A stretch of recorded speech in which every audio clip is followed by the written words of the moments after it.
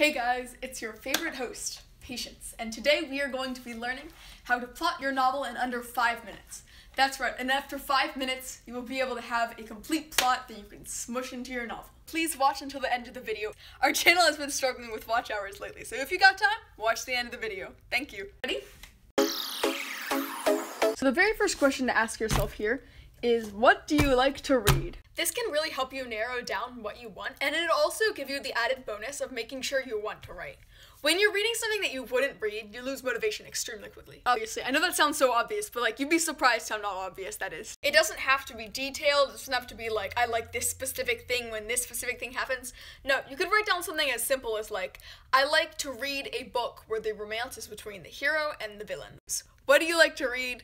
Make a big list. So a lot of people who I know who come to me without plots and are like, oh, I would totally write a novel, Patience, but I don't have a plot. These people have characters.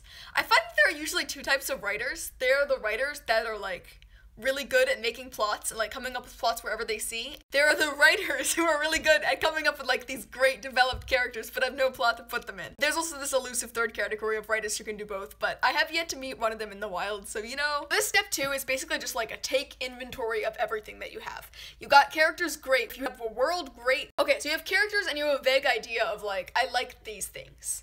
Now I want you to look at your characters. I want you to think, how can I royally mess this up? If one character is deathly afraid of shadows, put them in a dark cave. If one character is deathly afraid of being abandoned, have them be abandoned and build themselves back up again. Find out what your character would hate and do that. If you're starting with a world instead of characters, you could still do this as well. You could say oh, in my world, everyone's vegetarian, and so all the plants magically die and now they have to eat meat. I don't know, that's a really dumb example. But you get the gist. Even if you're starting with nothing, no characters, nothing, you can still do this. You can just think of something you would really hate to happen and then have that be your plot. For example, maybe I really don't maybe I hate responsibilities, I hate doing that stuff. And so my society is a world in which they all have extreme responsibilities by the time they're 15. Okay, and then you just have to ask yourself, how can I continue this plot? I have this thing that is bad, and now I just gotta continue it. So you can have pushers, minor antagonists who are going to be hey, remember this thing we don't like? It's here it is, guys. Or you could have, mental conflicts, oh, I'm torn between this and that virtue. Raise the stakes, raise the stakes, raise the stakes. Just keep it growing. Start here and end up, here.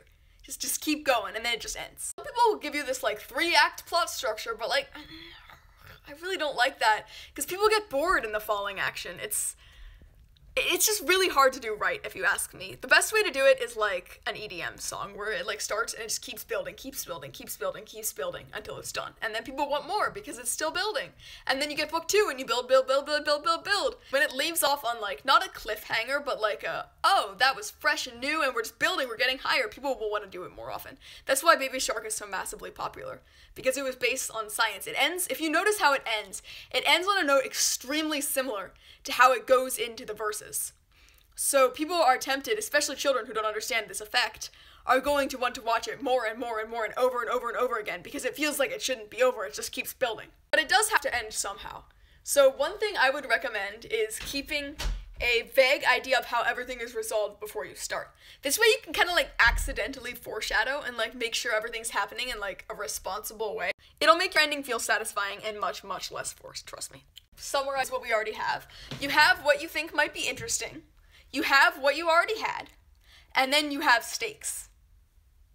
That's simple. Good luck, guys. There's also a second method, though, which we are going to cover.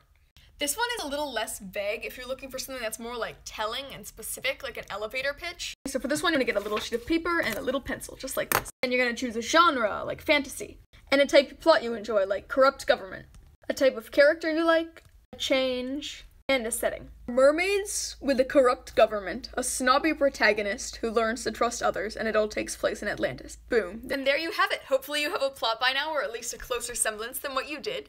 Thank you so much for watching. Please like, share, and subscribe. And if you leave me a comment, I'll do my best to get back to you. Thank you. Bye.